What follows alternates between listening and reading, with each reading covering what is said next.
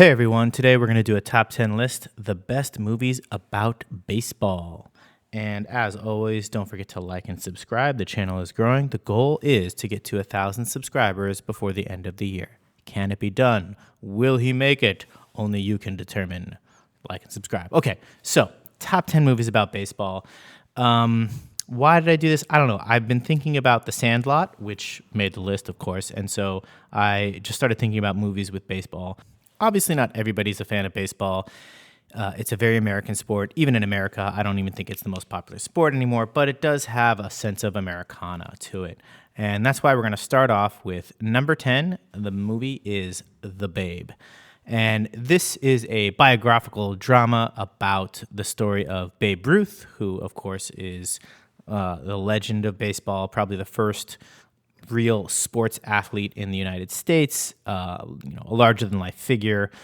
And it follows him from his childhood in Baltimore and the orphanage to his rise to fame as one of the greatest baseball players of all time. John Goodman plays the Babe Ruth, and as a child, I almost can't picture Babe Ruth except to see John Goodman. Amazing casting. I don't think you could find somebody else who could really play Babe Ruth better than that. So again, it's a great movie. If you haven't seen it, you should. It captures the spirit of the sport. There's some nice history to it, in terms of when it takes place, and they do a good job of capturing that time period. Another one, which is kind of historical, coming in at number 9, is the movie 42 with Chadwick Boseman playing Jackie Robinson, who, again, another legendary figure in baseball. Jackie Robinson was the first African-American to play Major League Baseball. At the time, there were 2 different leagues, but he was the first one to sort of start that segregation. And, this takes place at another time in American history where, as you can imagine, Jackie Robinson took a little bit of a hard time for being an African-American playing in Major League Baseball. But Chadwick did a great job as Jackie Robinson. In fact, I wouldn't be surprised if there are younger people who now can't picture Jackie Robinson without seeing Chadwick Boseman the way I can't picture Babe Ruth without seeing John Goodman. The Babe, which came out, was much earlier, whereas 42 is a relatively recent movie. Up next is Rookie of the Year, coming in at number 8. Now, Rookie of the Year is a comedy. It's like a family-friendly sports comedy about a young boy. He breaks his arm and miraculously gains the ability to pitch like 100 miles per hour. And it's a little bit of a classic underdog story. What's nice about it is, he eventually loses his power, but of course learns lessons along the way, blah, blah, blah. There's some great quotes in it. The famous one from this movie is, pitcher's got a big butt, pitcher's got a big butt, because he was using kind of Little League taunting as he, started playing Major League Baseball. Coming in at number 7, we have The Rookie. And The Rookie is also a biographical sports drama. So this is actually the 3rd biographical sports drama. And it tells the story of Jim Morris. And Jim Morris was a high school baseball coach who ended up making his major league debut at the age of 35. And, what's nice about this story is it is a biographical drama, and so it's very believable, actually. Dennis Quaid plays Jim Morris, and it is very heartwarming. It tells a story of perseverance and never giving up on your dreams and stuff like that. Again, I'll note that it's interesting how many of these are either historical or feel like they represent their time, right? Even Rookie of the Year is very like late 80s, early 90s kind of movie. And this one, number 6, The Bad News Bears, is very 70s. So The Bad News Bears, again, a sports comedy. It tells the story of a group of misfit kids who form a Little League baseball team.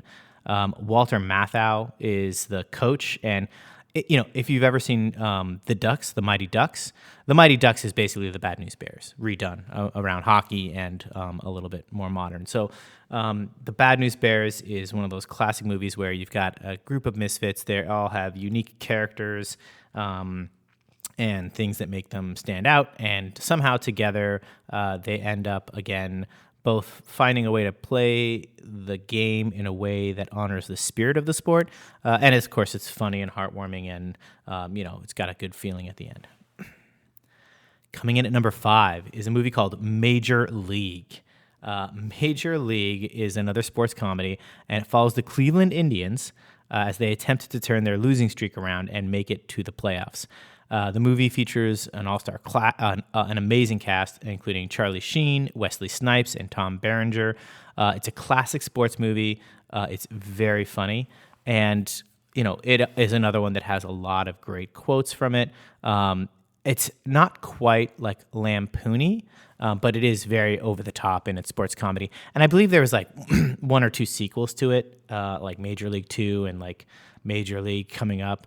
They tried to squeeze every ounce of juice out of that franchise.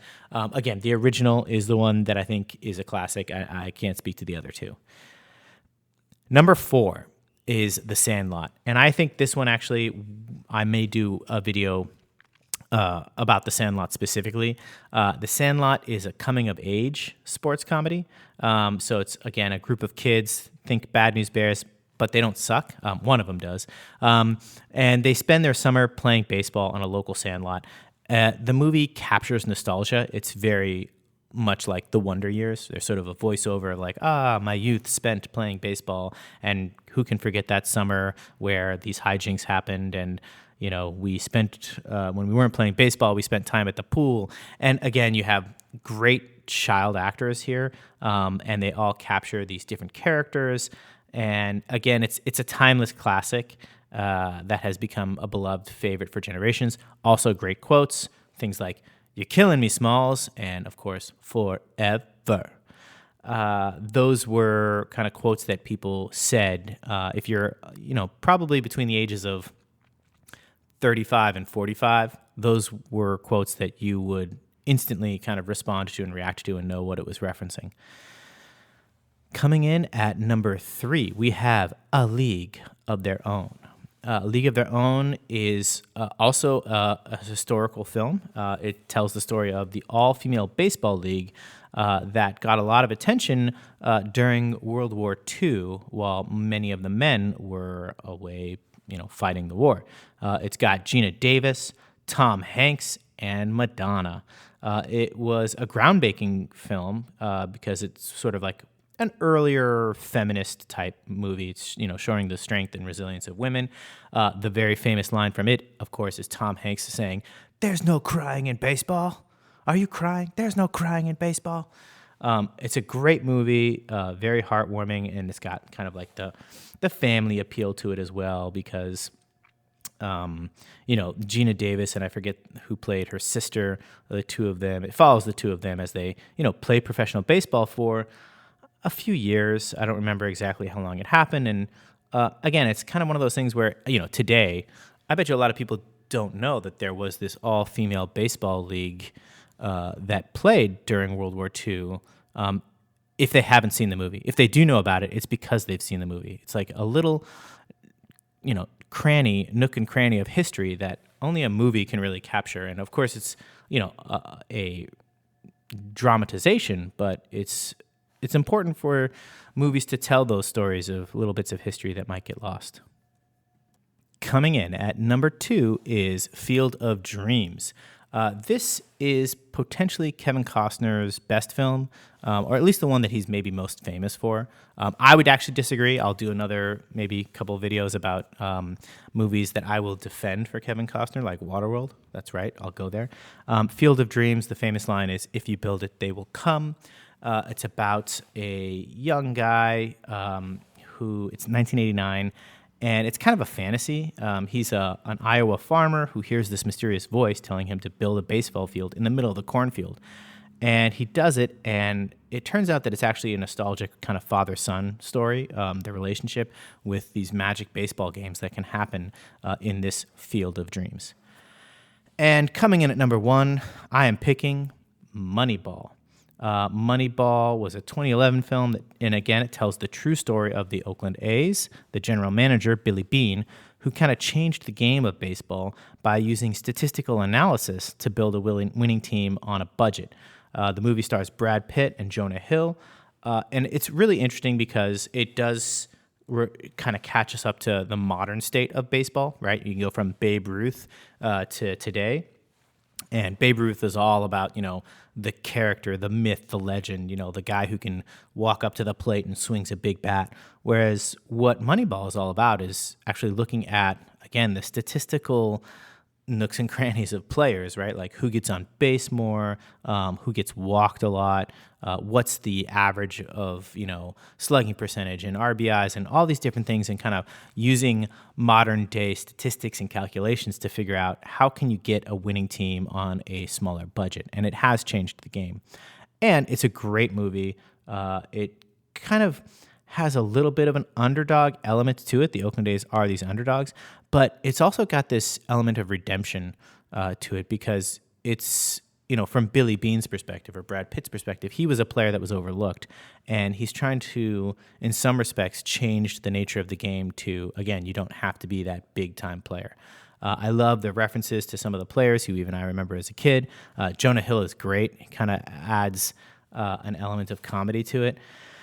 And again, maybe this is a movie where we can do our own video about it sometime in the future. So there you have it, my top 10 movies about baseball. I love that it spans from comedy, to fantasy, to, nostalgia or inspiration, and also history.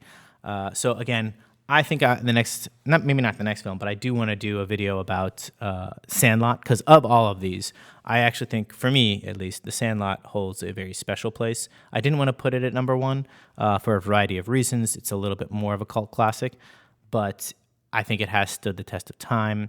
So anyways, as always, if you like this, click subscribe. Talk to you later. Peace and love.